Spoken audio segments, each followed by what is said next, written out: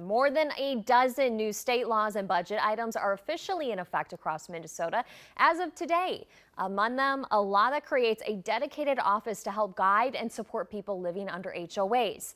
I spoke with the lawmaker who pushed this change forward and a Minnesotan who says it's just the beginning of the oversight HOAs really need.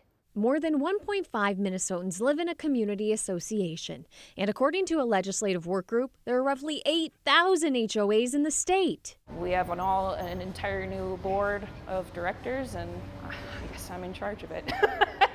Homeowner Gretchen Winke had a dispute with her HOA last year. It came down to just being kind of surprised by a rather large assessment for a construction project at the building that once everybody started peeling back layers and looking into it, it's like, hey, wait a minute, asking these questions, trying to figure out what's going on, we're not getting many answers back. Her experience led to her advocating for more safeguards around homeowner associations.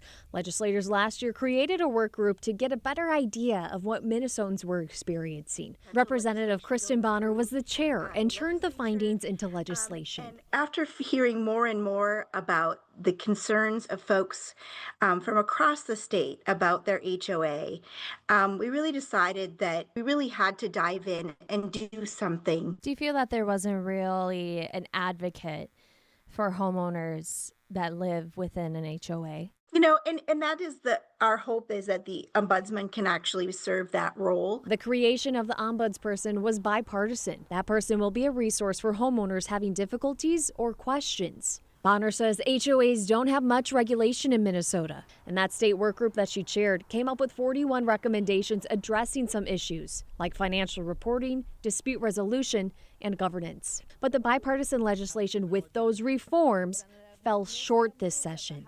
They were strongly opposed by property management companies. And those are things that we really have to address in Minnesota, and we are long past due for those reforms.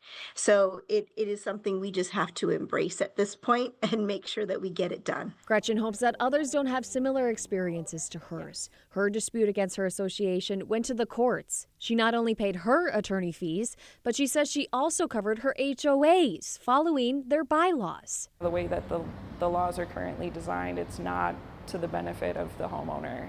Definitely more, it's to the benefit of the association and ultimately benefit of the property management companies, because they're the ones that are going to be cashing in on a lot of this stuff, unfortunately. Gretchen followed the rules and still paid a price. Now she's hoping rules can start working for homeowners too. The old adage that if you just don't like an HOA, you just don't buy into one, really doesn't apply anymore.